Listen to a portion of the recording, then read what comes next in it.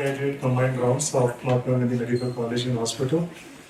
Respected Emeritus Chairperson, Mahatma Gandhi University of Medical Sciences and Technology, Dr. M.L. Soinkar sir, Chairperson cum Chancellor, Dr. Vikas Chandra Soinkar, Vice Chancellor, Dr. Achal Gulati, Pro Vice Chancellor, Dr. V.K. Kapoor, Dean Principal, Mahatma Gandhi Medical College and Hospital, Dr. N.D. Soni, Senior Faculty Members, colleagues and dear students. Today's our topic for UGCR is pain abdomen, which is one of the most commonly encountered clinical symptom in our clinical practice. And it is very important for UGs to learn pain abdomen or about pain abdomen. This UGCR is prepared by our undergraduate students under the moderatorship of subject HOD and faculty, and would be presented by MBBS students. Today's session's chairpersons are Dr. Ajay Sharma, who is Professor and Head Surgical Gastroenterology, and Dr. Sanjay Singhal, who is Professor and Head General Surgery, Mahatma Gandhi Medical College and Hospital. Now, I would invite Dr. Sanjay Singhal to give a brief introduction of pain abdomen.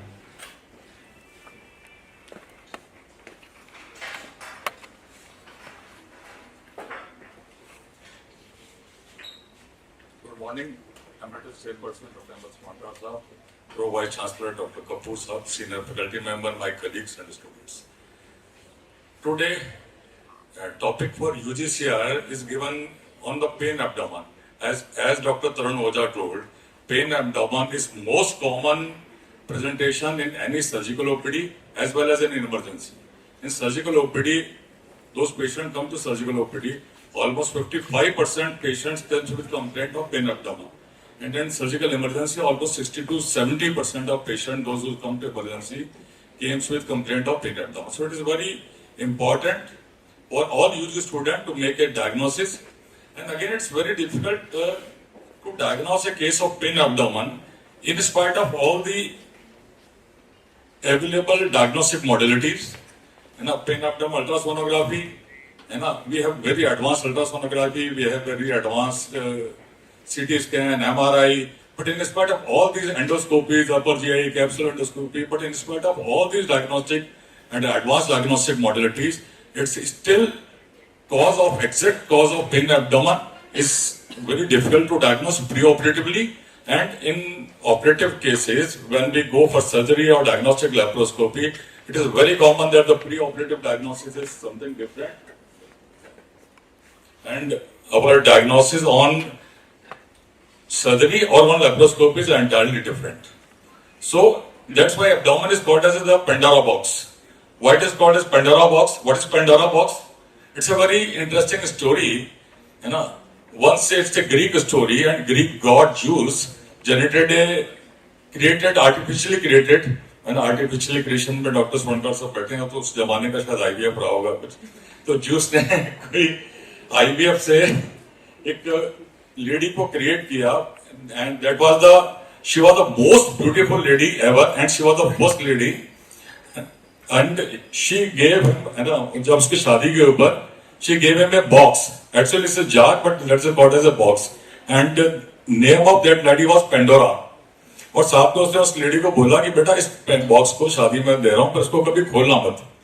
But what happened? Out of curiosity, Pandora opened the jar, and all the evils of word escape, like pain, disease, death, jealousy, greed, war. ये सारे बहुत ही शौक के साथ जो है एकदम से उस बॉक्स से बाहर निकले और पूरी एयर के अंदर सर्कुलेट हो गए, और वर्ल्ड के अंदर तब से जो है ये सारी चीजें एग्जिस्ट कर रही हैं, और आजकल तक वॉर और ये सब चीजें कुछ ज्यादा एग्जिस्ट कर रही हैं. बट उसने तुरंत जो है उसको लिड को बंद कर दिया, और बंद करने के बाद अंदर से आवाज आई कि आप मुझे अगर if you release me I will help you.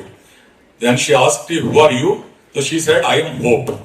तो in spite of all this available in the world there is a hope, और होप जो है वो सर्जिकल प्रैक्टिस के अंदर भी है, मेडिकल प्रैक्टिस के अंदर भी है, और इन spite of all advanced malignancies or advanced disease, there is always a hope for cure. So that's why it is called as a Pandora box. Pandora box तो अगर आप हिंदी में कहें तो अपन जैसे कौन है भानुमति का पिटारा, उसके अंदर क्या क्या भरा हुआ है, कितने ऑर्गन्स हैं, कितने साइट हैं, कितने सिस्टम हैं, है ना. There is GI system, there is genitourinary system, pancreatic system, inflammatory disease may be there, malignancy may be there, tumor may be there, malignancy may be there. So there are so many. So this, and as you see in this picture also, there are so many organs in the abdomen, and this is only the gastrointestinal causes of pain abdomen. It may be hepatitis, it may be abscess, gastroesophageal reflux syndrome, pancreatitis, constipation, Crohn's disease, appendicitis, ulcerative colitis, hernia, strangulation. There are so many.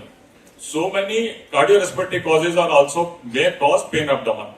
It may be myocardial infarction, pneumonia, mesenteric ischemia, abdominal aortic aneurysm, and so on.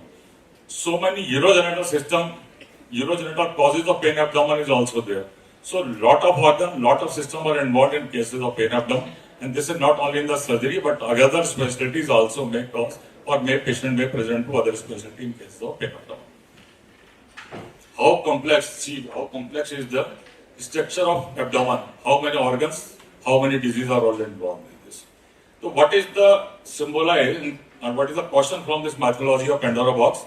Even a small act can release the uncontrolled consequences. तो आपको पता होना चाहिए कि कब आपके abdomen को open करना है, कब आपको उसके अंदर enter करना है, और enter करने के बाद में how many difficulties you may encounter.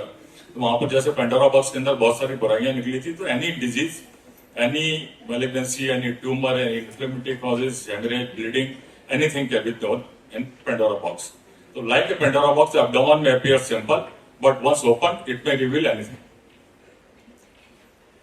There are many other causes of pain abdomen in gynae practice.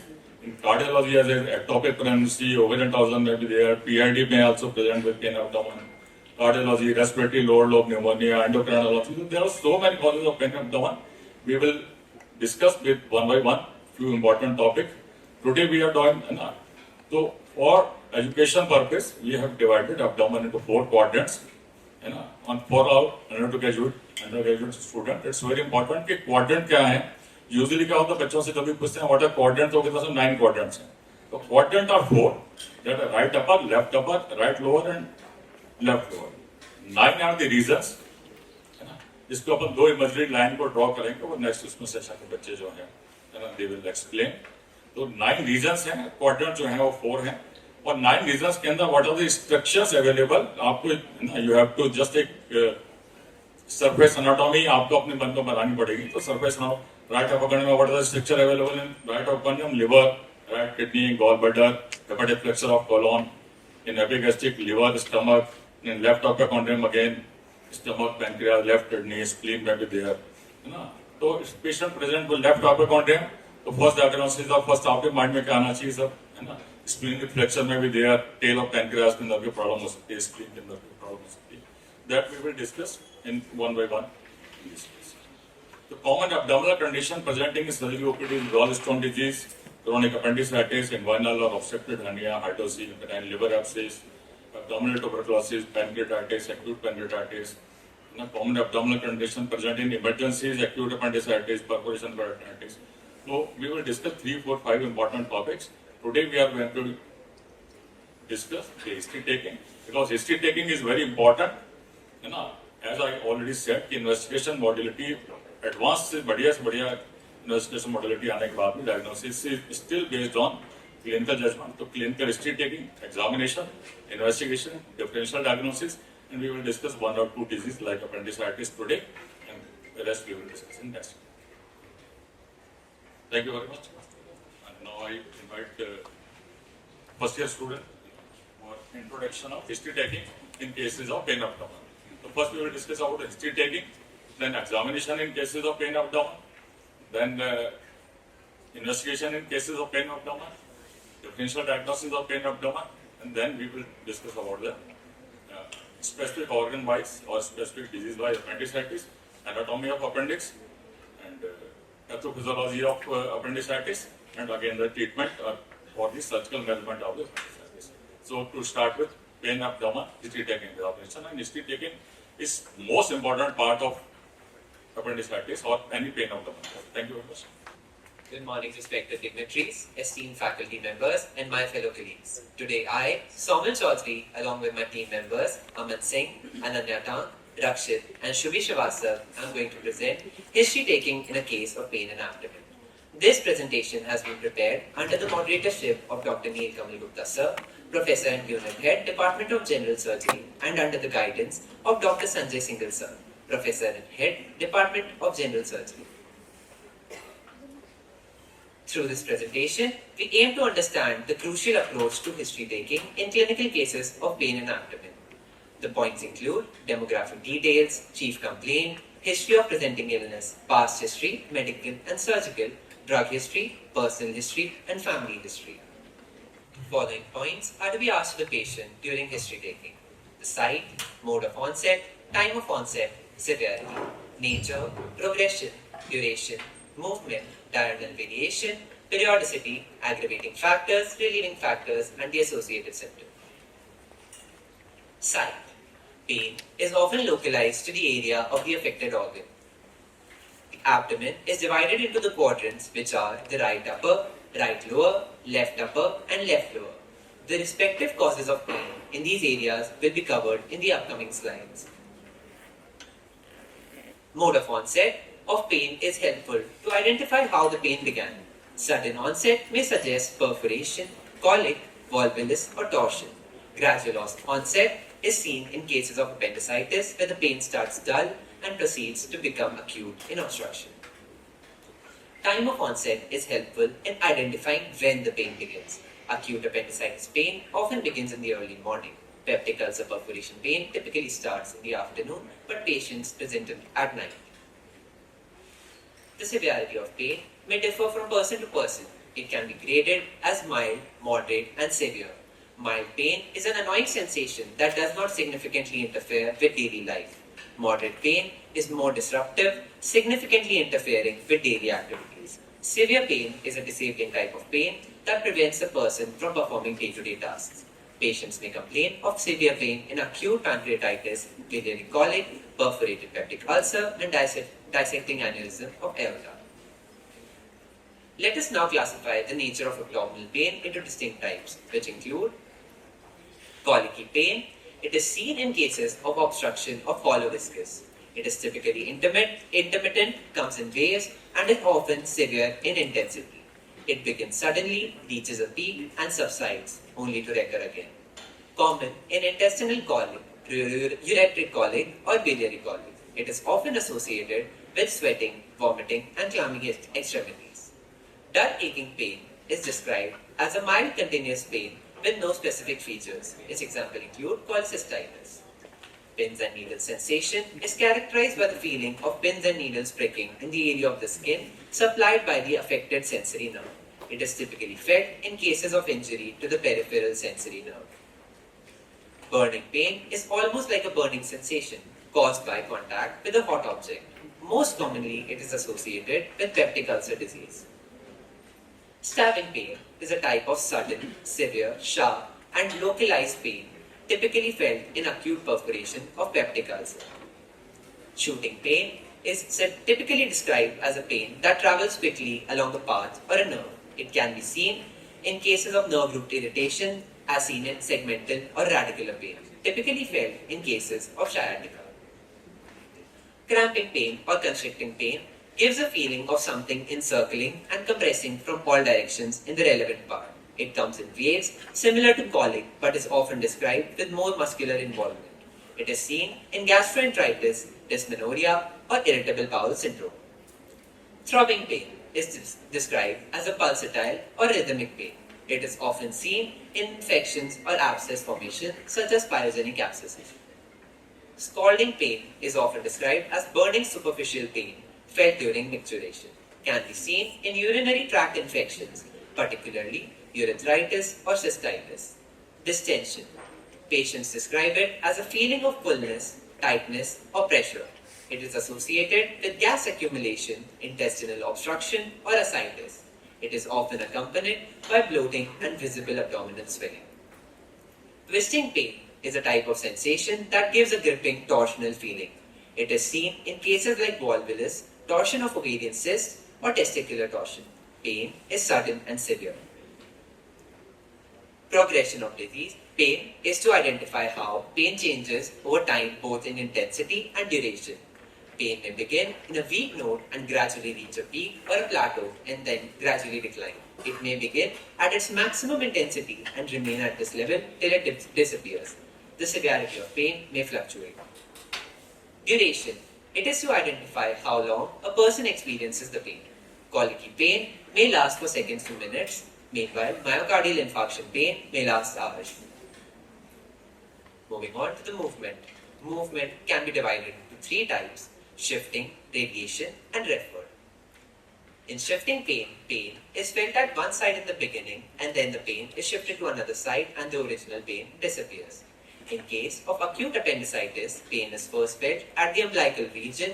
Later on, the pain is felt at the right iliac fossa when the parietal peritoneum above the appendix becomes inflamed. Radiation. Extension of pain to another side whilst the original pain persists at the original side. The typical example includes duodenal ulcer penetrating posteriorly. The pain in the epigastrium remains, but at the same time the pain spreads or radiates to the back. Referred pain is a type of pain where it is felt at a distance from its source and there is no pain at the site of disease. Occurs when the central nervous system fails to differentiate between visceral and somatic sensory impulses from the same segment. Irritation or inflammation of the diaphragm causes pain at the tip of the shoulder. Diaphragm is supplied by the phrenic nerves C3, C4 and C5 and the cutaneous supply of the shoulder is also C4 and C5. Diurnal variations. Patients with acute appendicitis give history that they feel pain on waking up in the morning. It refers to changes in pain intensity throughout the day and night, often following a predictable pattern. Periodicity of pain. Pain may follow a cyclical pattern which is characteristic in certain diseases. It is common in peptic ulcer where pain recurs in episodes lasting for 1 to several weeks, interspersed with pain-free intervals of weeks or months. Aggravating factors are the factors that worsen or intensify the pain. Fatty, spicy food in case of cholecystitis, alcohol, aspirin in case of peptic ulcer, movement in case of peritonitis and appendicitis. Relieving factors are the factors that reduce or alleviate the pain. Lying still in cases of peritonitis, vomiting in case of colic or peptic ulcer, sitting forward in pancreatitis and local pressure helps relieve colics. Associated symptoms are the symptoms that occur along with primary symptom or condition. Sweating, clammy skin, vomiting is seen with colicky pain. Jaundice and pale stools are seen in case of biliary colic.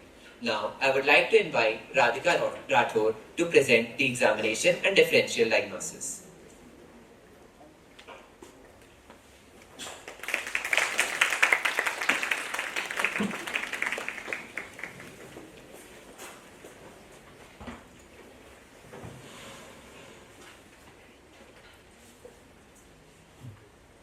Good morning, respected chief dignitaries, teachers and my fellow colleagues. I am Radhika Rathore, batch 2021 and I will be presenting examination of pain in abdomen prepared by my team Kritika, Gargi, Abhinav and Mehika under the guidance of Dr. Sanjay Singhal sir, Professor and Head Department of General Surgery and moderatorship of Dr. Neel Kamal Gupta sir, Professor and Unit Head Department of General Surgery. We will start with general physical examination. In general physical examination, we first look for patient's appearance, as patient may be showing abdominal faces. Then look for attitude, as patient in pain may lie still, as movement may increase pain. After that, we check the pulse. Then respiration. Respiration, since shallow breathing may suggest peritonitis. A raised temperature indicates underlying infection. A dry or coated tongue may indicate dehydration. Cyanosis points to hypoxia, while pallor may suggest anemia. Look for lymphadenopathy indicating infection or malignancies. Now examination of abdomen is done in following steps: inspection, palpation, percussion and auscultation. In inspection, after taking patient's consent, we ask patient to lie down flat on his back with legs extended. The whole abdomen from the nipple above down to the 7-inch opening must be exposed. In inspection, we look for the following features: skin over abdomen, contour of abdomen, quadrants of abdomen moving equally with respiration, peristaltic movement, look for pulsating swellings, and inspect all hernial orifices. In this picture, we can appreciate visible swelling and previous scar marks on the patient.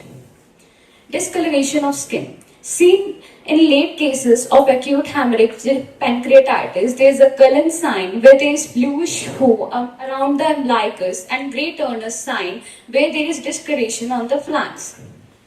Contour of abdomen. A normal abdomen is neither retracted nor distended. Generalized fullness or distension may be due to fat, fluid, flatus, feces, or fetus. Visible peristaltic movement. The characteristic ladder pattern peristalsis may be found in small bowel obstruction. Watch for a while patiently to detect visible peristalsis. Now palpation. All the inspectory findings are confirmed by palpation. Palpation is the feeling of affected part by hand of surgeon. In palpation, we look for the following signs: hyperesthesia, tenderness, muscular guarding and rigidity, rebound tenderness, palpable lump, and palpation of hernial sites. In palpation, patient examined in a well-lit room with a proper consent, and the patient has the knees flexed. Ask the patient to breathe slide deeply with mouth open. Under no circumstances should he be hurt, otherwise abdominal muscle go into spasm and important findings can be missed. In this video, we are demonstrating superficial palpation. In this, we depress the abdomen for about 1 centimeter in depth, done to note any tenderness and muscle guarding, and we look for patient's expression. Now deep palpation. In deep palpation, we depress the abdomen wall for about 4 to 5 centimeter. We check for rebound tenderness, which indicates peritoneal inflammation. We will move to liver palpation. Ask the patient to take deep breath. We place our right hand flat on right iliac fossa with fingers pointing towards the right costal margin. During inspiration, press gently and move upward. We note for consistency, surface, and tenderness. Now supine palpation. We place our hand in right iliac fossa, fingers pointing towards the left costal margin. We ask the patient to take deep breaths. During inspiration, press inward and upward. Feel for the spleen as it descends. Move upward toward the left hypochondrium in steps. Assess the size, consistency, surface, and tenderness. Now kidney palpation. Kidney palpation is done by bimanual examination. Place one hand on the arterial abdominal wall just below the costal margin. Ask the patient to take deep breath. This brings kidneys downward. Press gently. Push the front hand deeply while lifting with the back hand. Feel for ballotable, smooth, firm mass moving between your hands. Now Murphy's sign. Murphy's sign is a clinical test used to detect acute cholecystitis, that is inflammation of gallbladder. A positive Murphy's sign is present if the patient immediately wins with a catch. This indicates an inflamed gallbladder coming in contact with your palpating finger. The position of fingers are hooked under right costal margin at lateral border of rectus. Palpation of lump.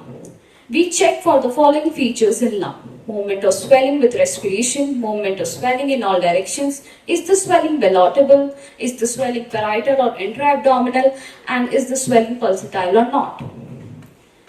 The lump is either parietal or intra-abdominal. We differentiate between them by rising test if swelling is above umbilicus, and Carnet test if the swelling is below umbilicus.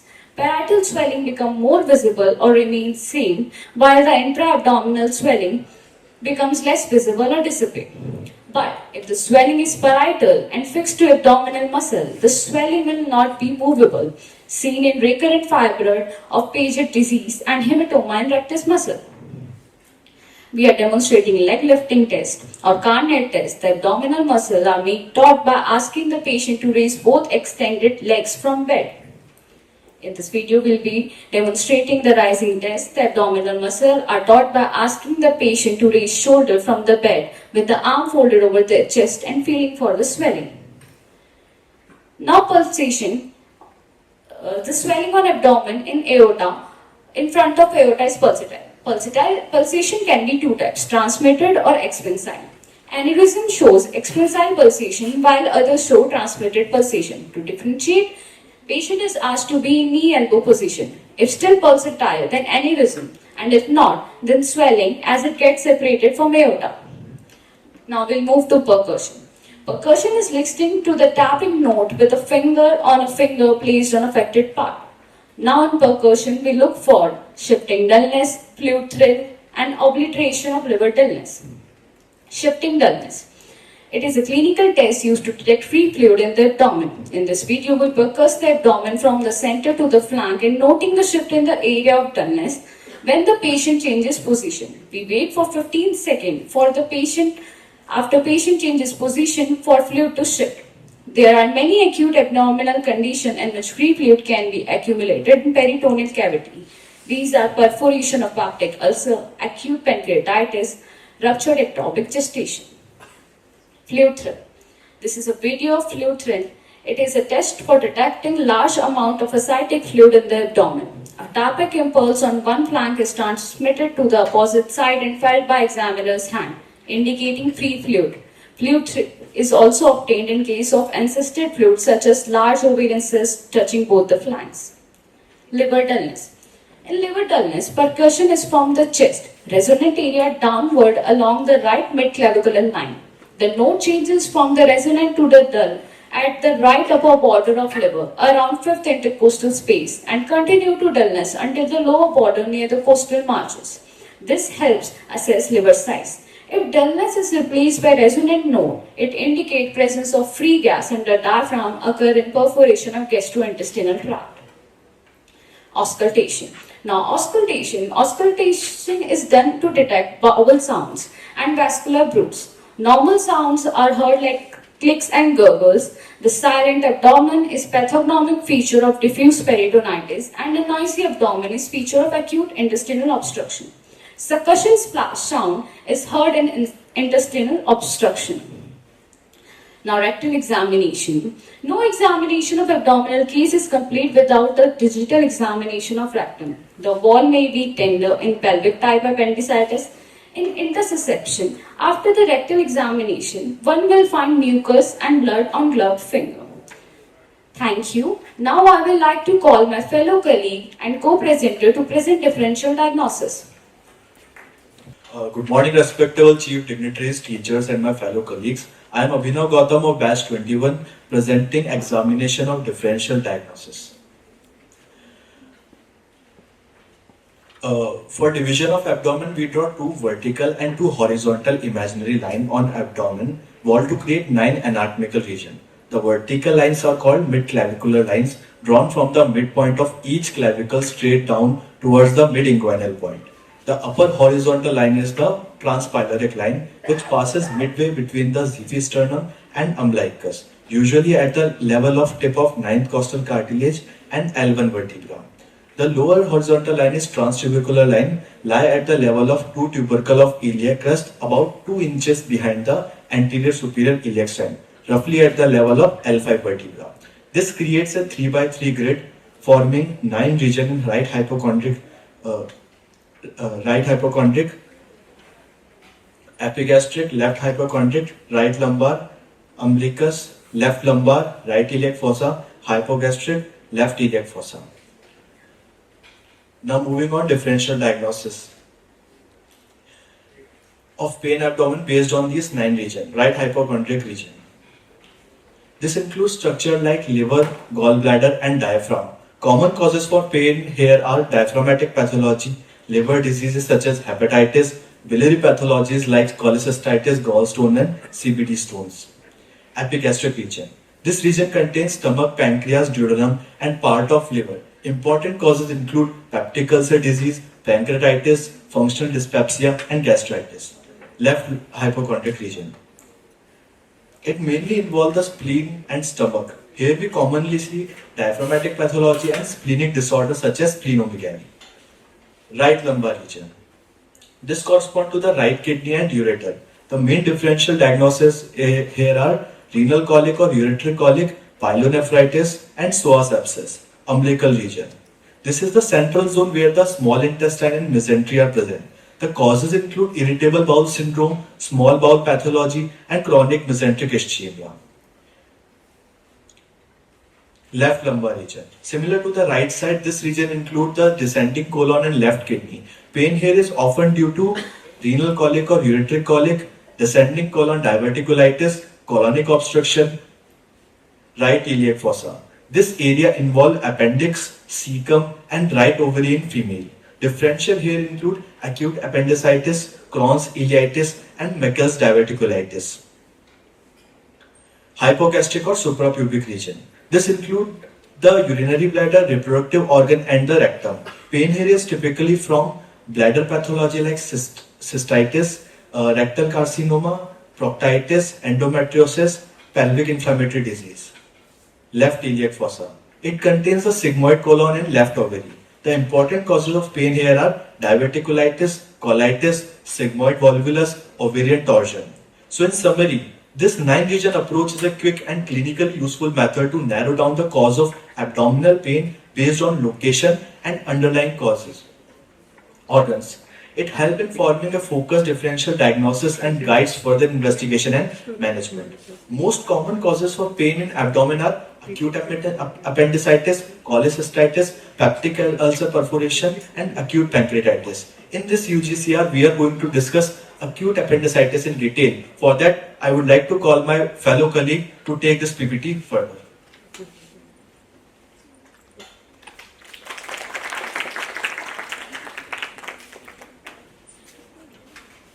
Good morning, from the now present here.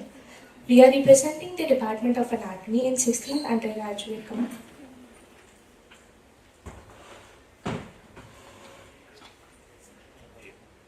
Good morning, esteemed faculty members and dignitaries. We are representing the Department of Anatomy in the 16th Undergraduate Combined round and on the topic Applied Anatomy of Appendicitis. This presentation was prepared by Aditi Davar, Akshita Goyal, Aniket Vyas, Anjali Meena, and myself, Vanisha Goyal, under the guidance of Dr. Pankaj Kumar Singh, Professor and Head, Department of Anatomy, and under the moderatorship of Dr. Prabjot Kaur, Professor, Department of Anatomy. The learning objectives are gross anatomy of volume appendix, appendicular pain, anatomical basis of appendicitis. Now, why do we need to understand about appendicitis? Abdominal pain can have a wide range from like mild pain of indigestion to a specific pain of infection in the organs. So, what is appendicitis? Appendicitis is the inflammation of vermiform appendix through which they may occur into the adults, adolescents, and childhood. Appendicitis is one of the common acute surgical conditions of the abdomen. Approximately 7% of the population will have appendicitis in their lifetime, with the peak incidence occurring between the age of 10 to 30 years. Before understanding the appendicitis, we need to understand the anatomy of vermiform appendix. Vermiform comes from a Latin word which means worm shape. Vermiform appendix is the plant-ended tube which connects the cecum and develops embryologically. This tube is 2 to 20 cm long and have 5 mm breadth at the base, and its diameter have a range and varies with the age, longer in the children than adults. The base of the appendix lies 2 cm below at the point of intersection of transtubercular and right lateral plane. It also has a covering or suspended by a mesoappendix, which is a peritoneum fold. Now, appendix has 3 parts: body, base, and tip. If we now talk about the body, the appendix body is a narrow tubular canal which connects with the cecum and guided by the Gerlach wall. The base of the appendix is attached to the cecum through the posterior medial wall, and the tip is movable. Due to movable of the tip, there are different positions in the appendix. First, retrocecal or retropolic, which is also known as 12 o'clock position. It is most commonest and present in 60% of the cases. The appendix passes retroperitoneally behind the cecum and ascend down to the tip and coincide with 12 o'clock position.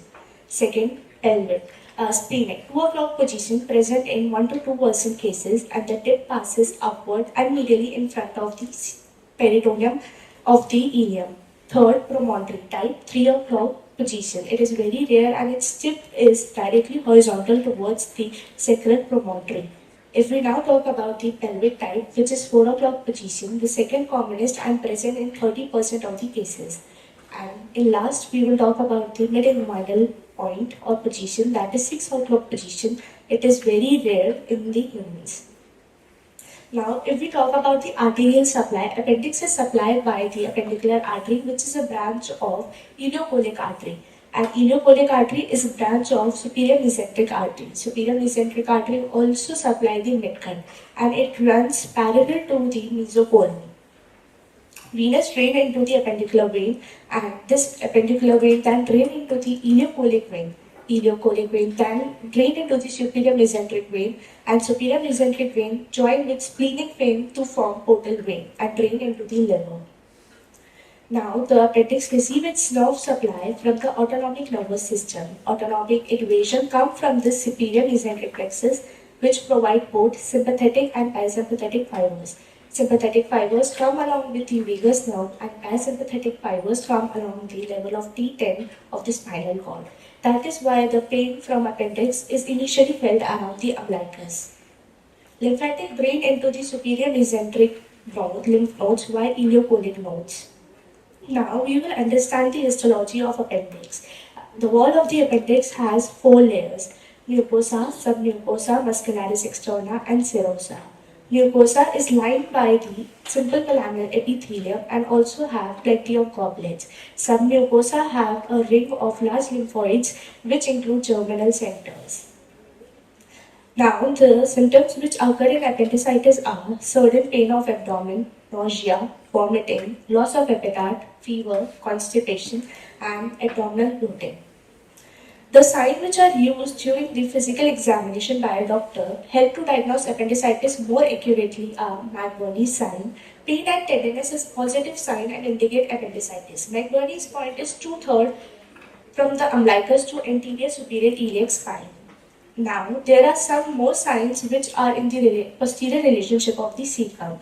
That are Schwarz sign. It is because of the irritation of the Schwarz nasal muscle of the cecum. The patient will experience pain during the extension of the right hip joint due to the tension of the irritated muscle of the right Schwarz major muscle. There is obturator sign, which is due to the irritation of the obturator muscle. In this, the patient will have pain during the flexion or medial rotation of the right hip joint, and it is due to the irritation of the obturator internus muscle. There is another sign which is present due to the involvement of the same dermatons, which is Rossing's sign. These are the references. Now I will. Good morning, respected dignitaries, professors, faculty members, and my fellow colleagues.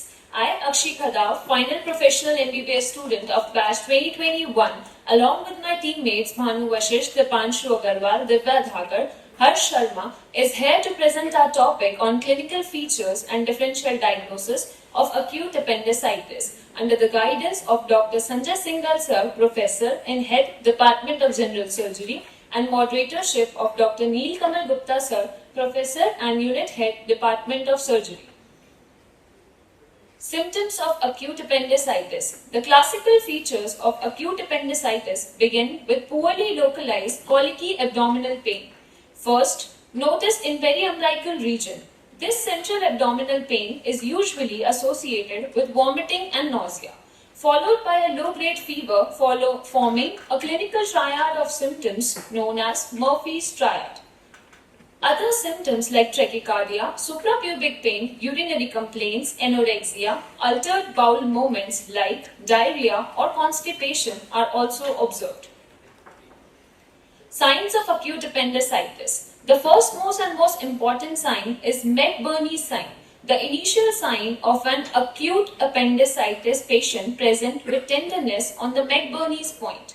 It is situated at the junction of lateral 1/3 and medial 2/3 of an imaginary line joining the right anterior superior iliac spine and umbilicus.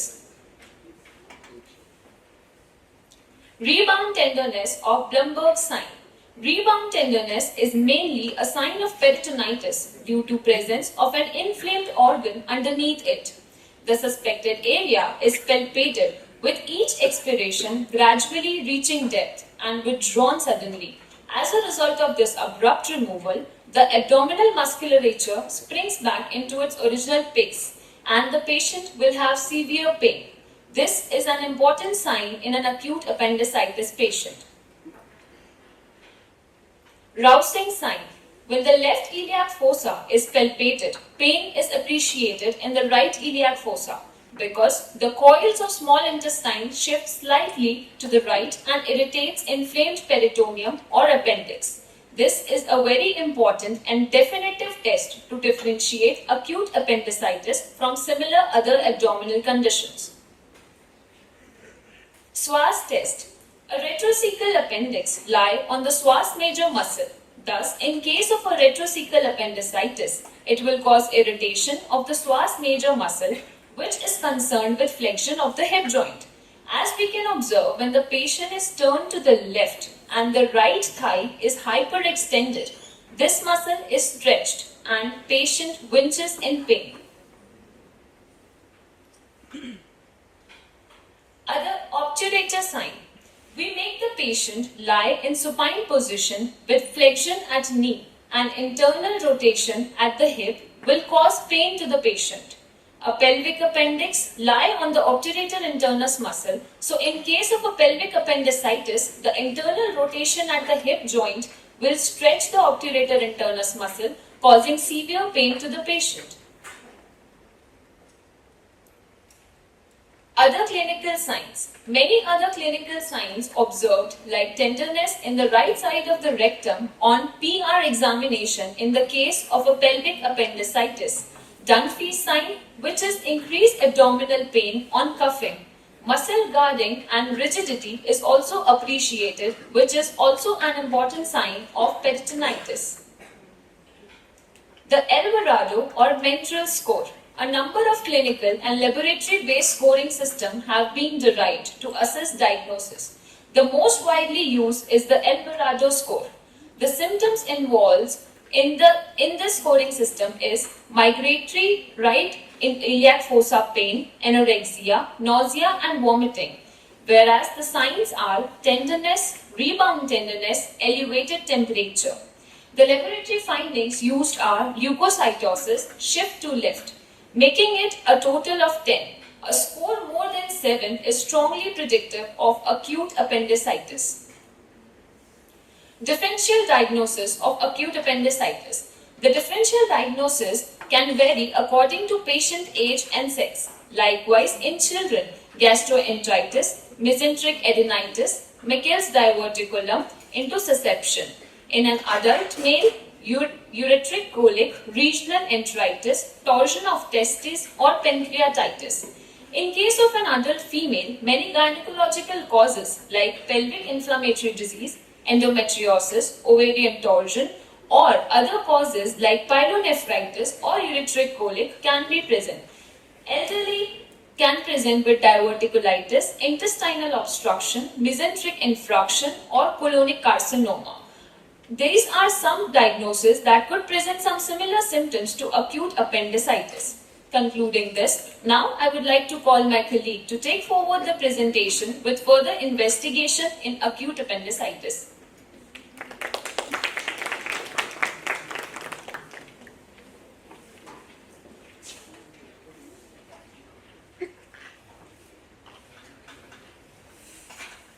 A very good morning to respected faculty members, moderators and fellow students. I, Apoorva Mathur, along with my colleague, Jai Madnawat, will be presenting on investigation and management of acute appendicitis, prepared along with our batchmates Aviral Bharti, Harshindra, Devanshi Singh, under the guidance of Dr. Sanjay Singhal Sir and Dr. Neel Kamal Gupta Sir. Acute appendicitis is one of the most common surgical emergencies worldwide. Today, we'll take you through a structured approach covering investigations, both laboratory and radiological, and the management strategies, including surgical and conservative options. Investigations. In suspected cases of appendicitis, we begin with basic blood tests. These include complete blood count, looking for leukocytosis, CRP, which helps in inflammation assessment, urine analysis to rule out any urinary tract causes of right iliac fossa pain, pregnancy tests, especially in women of reproductive age to rule out ectopic pregnancy, urea and electrolytes, especially before surgery. Radiology plays a key role. Plain X-rays are non-specific and rarely helpful. USG is preferred for children and pregnant women. A non-compressible, dilated appendix with ring of fire appearance is suggested. Here we can see an ultrasound image of a normal appendix at the top, illustrating the thin wall in coronal and longitudinal planes. In appendicitis, there is distension and wall thickening. As we can see in the bottom right, the blood flow is increased, leading to the so-called ring of fire appearance. CT scan is the gold standard in adults. Findings include an appendix greater than 7 mm in diameter with wall thickening, mural enhancement, and periappendiceal fat stranding, often referred to as the target sign. In this image, we see the CT scan of the abdomen demonstrating classic findings of acute appendicitis. Image A is the sagittal view with arrow demonstrating thickened, inflamed, fluid-filled appendix. Image B is the coronal view of the same patient. The arrow points to the thickened, elongated appendix with periappendiceal fat stranding and fluid around the appendiceal tip. MRI is typically reserved for use in pregnant patients. The study is performed without contrast agents. If it is obtained in a pregnant woman, the study should be non-contrasted. MRI offers excellent resolution and is accurate in diagnosing appendicitis. Criteria for MRI diagnosis include appendiceal enlargement greater than 7 mm, thickening greater than 2 mm, and the presence of inflammation. Now let's begin with the general clinical approach when we suspect a case of acute appendicitis. We first divide the patients based on symptom duration.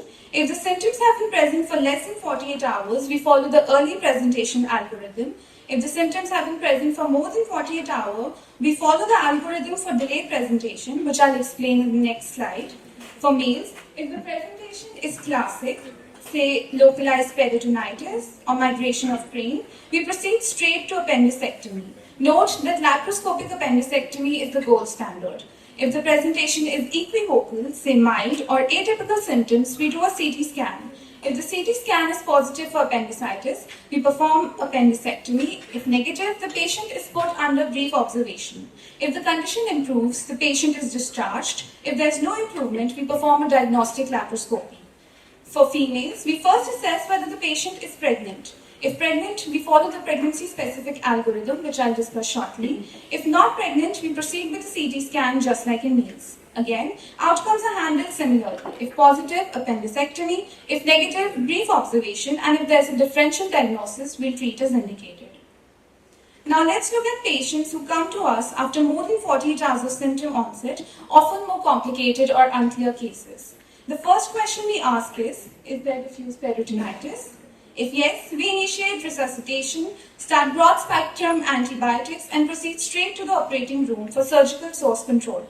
Intraoperatively, we might find an abscess which will be drained, and if there's any other diagnosis, we'll manage it accordingly. If diffuse peritonitis is not present, then we proceed with the CT scan and see if there's any abscess or phlegmon. In case of a phlegmon, we treat with antibiotics alone. This is a key point. In case of an abscess, we ask, is CT-guided drainage feasible? If yes, we perform a CT-guided drainage and give antibiotics. If no, we perform a laparoscopic drainage and give antibiotics. After resolution, in adults, we perform colonoscopy after discharge to rule out malignancy or inflammatory bowel disease. If the colonoscopy is normal, we consider an interval appendicectomy. In children, we consider interval appendicectomy after recovery. And finally, if imaging shows a neoplasm, we shift the pathway and follow the appendiceal neoplasm algorithm. Pregnancy complicates diagnosis and management, so we use a distinct pathway. We begin again by asking, is diffuse peritonitis present? If yes, the steps are the same. Start resuscitation, administer antibiotics, and take the patient to the operating room for exploration. Intraoperatively, if appendicitis is confirmed, appendicectomy is done, and if not, other diagnosis is found, we treat accordingly. Now, if diffuse peritonitis is absent, we go for ultrasound first because it's safe, non-invasive, and doesn't expose the fetus to radiation. There are three possible outcomes. If appendicitis is confirmed on USG, we do an appendicectomy. If the USG is inconclusive, we proceed to MRI, which is preferred over CT in pregnancy as it avoids radiation and gives excellent soft tissue resolution. If MRI is positive for appendicitis, proceed with surgery. If negative, we observe the patient. If she improves, we discharge. If she deteriorates, we perform the diagnostic laparoscopy. Furthermore, management differs as per the trimester of pregnancy. Complications of acute appendicitis include appendicular perforation, appendicular abscess, and appendicular lump. Now, I would like to invite my co-presenter, Jay Mandawat, to take the presentation forward.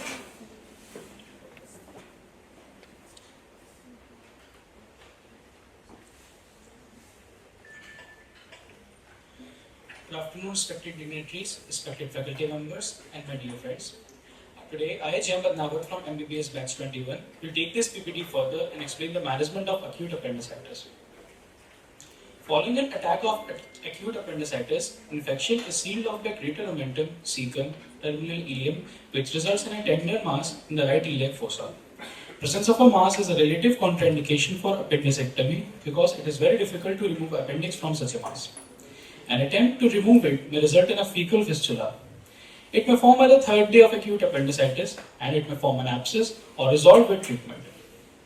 Now we come over to the management of appendicular lump, in which we first see the conservative treatment, which is when we follow the Ochsner sharing regimen. In this, the fluids.